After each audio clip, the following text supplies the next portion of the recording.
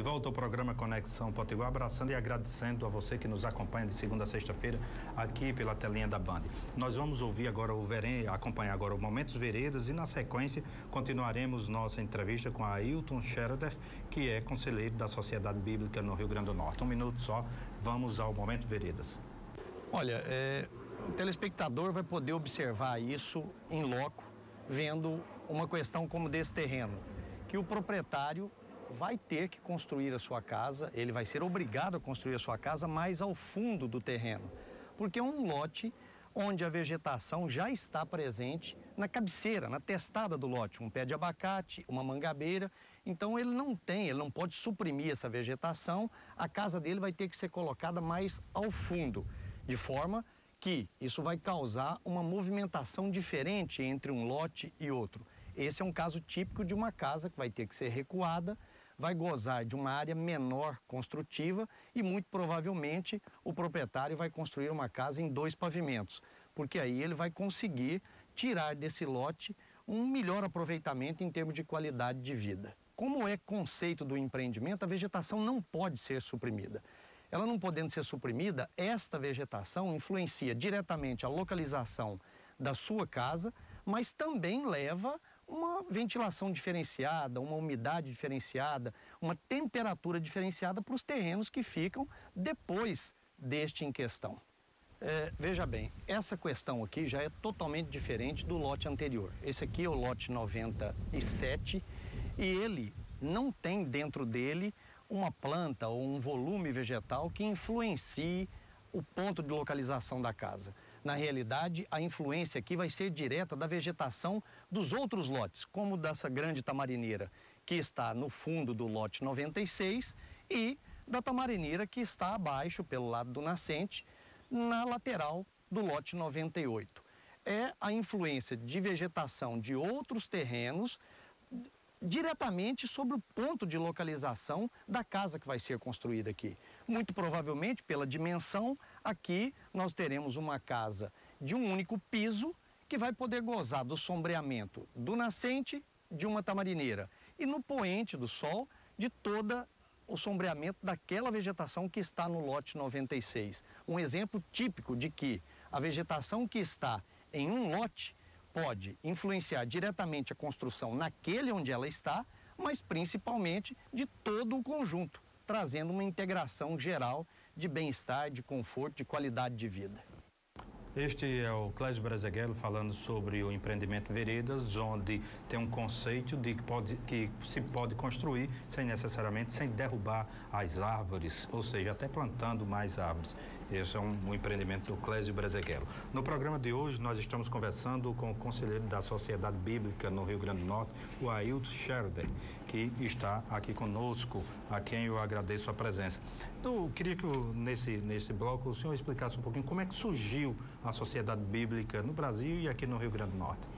A Sociedade Bíblica, ela surge em 1948, um momento quando no mundo inteiro se verificava a necessidade de editoras que cuidassem de forma específica da produção de material bíblico para que as igrejas pudessem trabalhar junto à população. Então, no Brasil, a Sociedade Bíblica existe há 64 anos, a data de fundação foi 10 de junho e o principal objetivo é tornar a Bíblia o mais barato e acessível possível.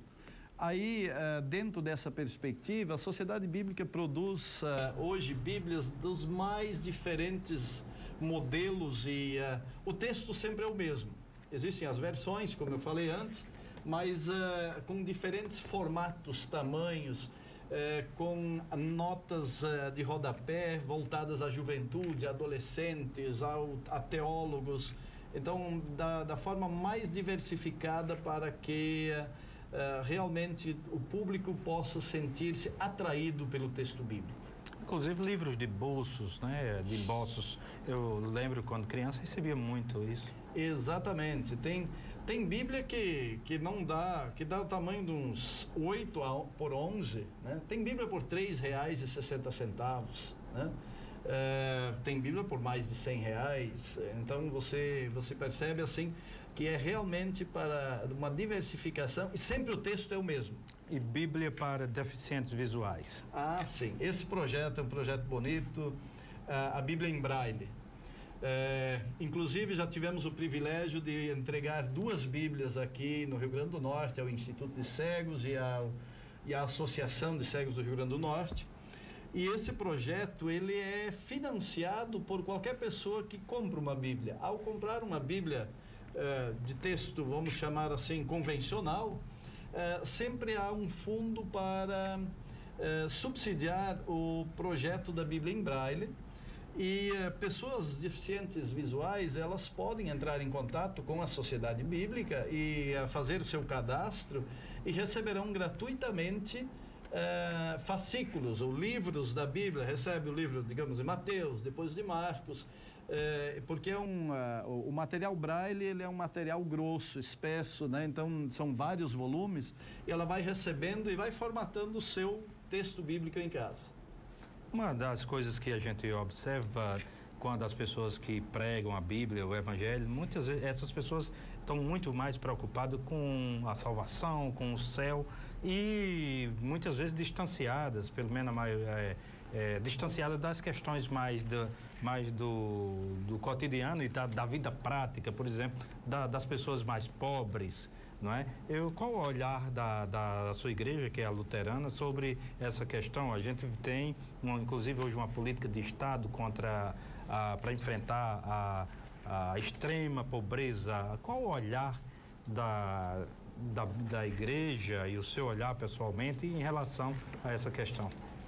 Olha, eu diria para você assim, há um equívoco de muitas pessoas ao lerem a Bíblia imaginar que ela é o livro da salvação. Ela é a revelação da salvação, mas ela tem uma interferência em todos os aspectos da vida no dia a dia aqui na sociedade. Talvez os cristãos deveriam ser as pessoas mais preocupadas com o ser humano. Provérbios 31, 8 e 9, por exemplo, ele diz assim: fale a favor daqueles que não podem se defender, proteja os direitos de todos os desamparados, fale por eles e seja um juiz justo, proteja os direitos dos pobres e dos necessitados. Para mim, aqui está o texto-chave de políticas públicas, escrito no Antigo Testamento há pelo menos 3, 4 mil anos atrás, né?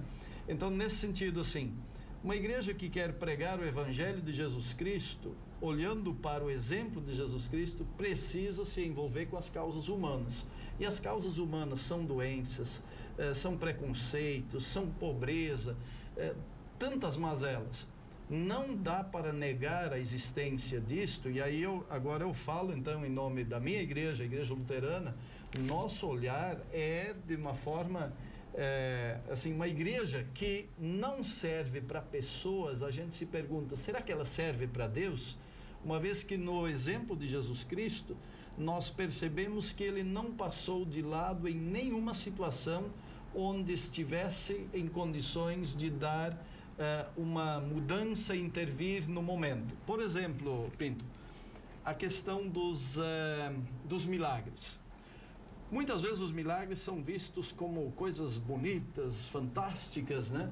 Mas eles podem ser vistos também, além desse aspecto fantástico que foge à naturalidade, como forma de inclusão. Por exemplo, os leprosos que estavam fora da cidade, ao serem curados, eles voltam para casa, voltam para o seio da sua família, voltam para a convivência.